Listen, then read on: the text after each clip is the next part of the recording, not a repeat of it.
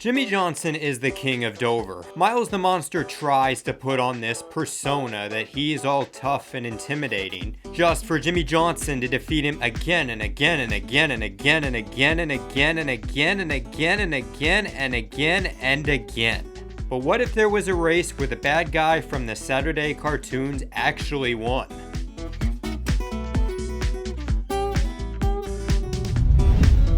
NRF Productions presents how Jimmie Johnson lost the 2013 NASCAR Dover Spring Race.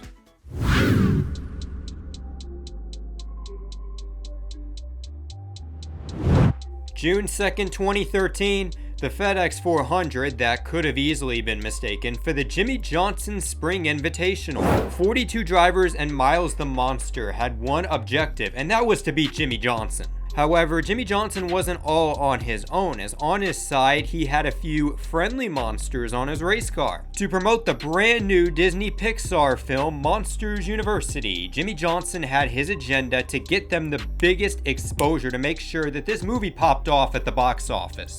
On Saturday, building replica Monsters University race cars with children, and then on Sunday, winning his 8th career race at the Dover International Speedway. Should he achieve this goal, this season's Daytona 500 winner would officially extend his early points lead. But above all else, let's be real here, leading the regular season point standings doesn't really matter. I mean, Jimmie Johnson and Chad Knaus do this because all that matters is if you make it and then flip that switch in the chase. Still, by winning, this would officially be his 3rd win of the season, and he would tie Matt Kenseth for the most wins on the season. So when the green flag dropped, everybody was ready for the Jimmie Johnson Spring Invitational except Jimmie Johnson? What? Starting 24th, this 48 car just did not handle well in the dirty air. I'm gonna say something that's an oxymoron. Jimmie Johnson at the Dover International Speedway, the track he has made his playground over the years, went a lap down. The 48 was now in uncharted territory, playing catch up from behind. Chad Knaus, being the genius he is, found a way to get out of this rut, strategizing to have Jimmie Johnson short pit to create a sizable distance between he and the 18. He may be cheating Chad, but you can't deny he's also calculated Chad. And guess what? A few laps later, a random debris caution would come out and would reinforce what Kevin Harvick has said about Jimmie Johnson and this 48. They have a golden horseshoe stuck up their ass. So Jimmie Johnson began this race on the wrong foot. This car started off tight on landing, but you knew when this 48 officially got it together, when Chad Knaus made the right adjustments, when Jimmie Johnson started driving the car to his absolute might, you just knew Miles the Monster and the competition, they would have the daylight scared out of them when this team woke up and would officially embark on their annual spring Sunday drive in Dover. On lap 206, Jimmie Johnson had his first breaths of fresh, clean air after taking the lead away from Kyle Busch. It was in that moment that Dave Rogers was absolutely kicking himself for not keeping that 48 out when they were down in the dumps earlier in this race.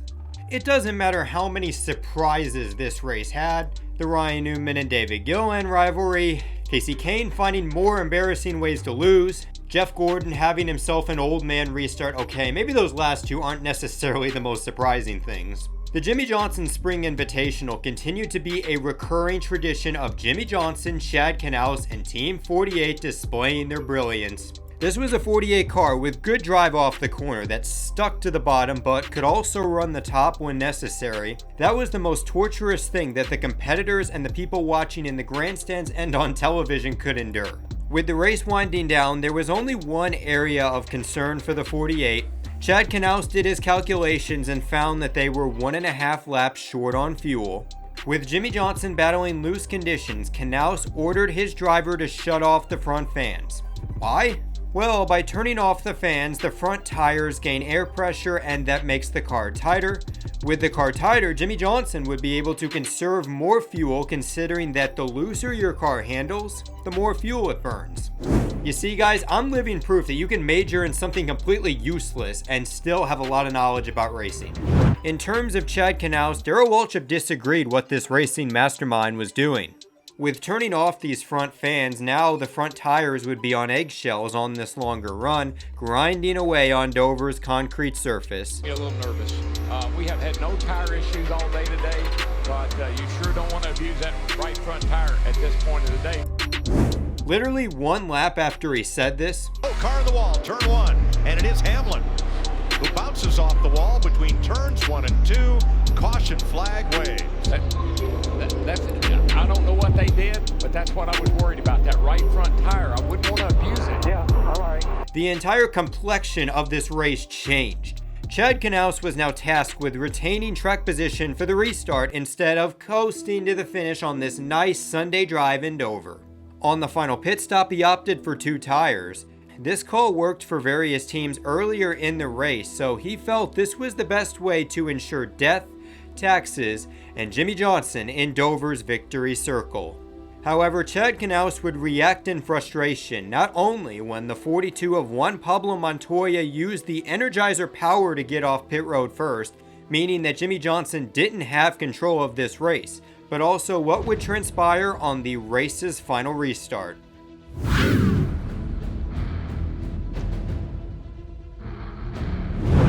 As Jimmie Johnson approached the restart zone, one could wonder what was on Juan Pablo Montoya's mind. Was he thinking about when Jimmie Johnson bumped him out of the way earlier in the race?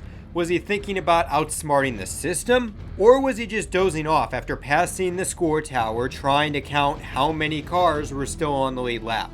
Only one man knows why, but we all witnessed what would transpire on that restart. Juan Pablo Montoya struggled out of the box and Jimmie Johnson beat him to the line. Beating the leader to the line, of course, being a big no-no that would be consequential. The jury up in the tower sentenced the 48 to a pass-through penalty. Now, Jimmie Johnson couldn't get down on all 4 knees, he's in a race car after all. However, based on his begging and pleading, it seemed like that's what he was doing. I was off the gas, NASCAR.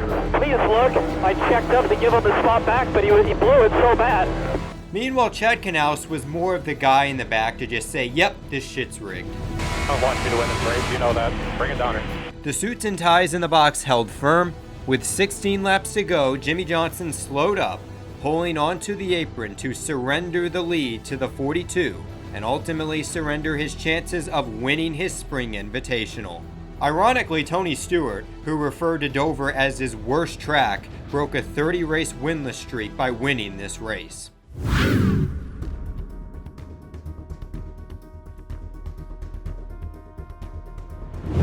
The storyline leaving Dover wasn't once again how great Jimmie Johnson was or how he was exceptional at being able to lasso and tame Miles the Monster for the 8th time.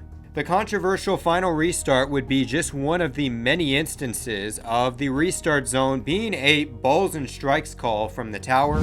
Jimmie Johnson clarified after the race that he was at half throttle, while Pablo Montoya simply just didn't go. Robin Pemberton saw things different.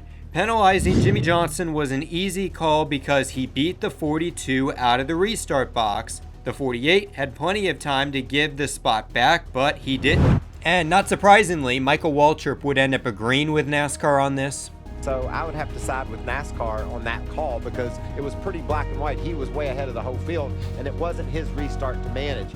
Look, I'm not here to preach and praise about who was in the right and who was in the wrong. I think just by listening to the 48's throttle, it is blatantly obvious who's at fault for the restart gamesmanship. Ready. He's behind you, 1 car, let him go, keep him up. 1 back. 1 back, give all you can back.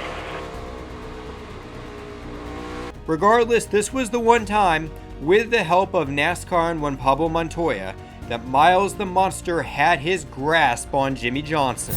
You like this video? Be sure to find out how Kyle Busch's 2008 Daytona 500 was soul-crushing, or how Sterling Marlin's late race blunder costed him his 3rd Harley J. Earl trophy. Other than that, this is Nathan for NRF Productions. Life's a beach, and then you drive.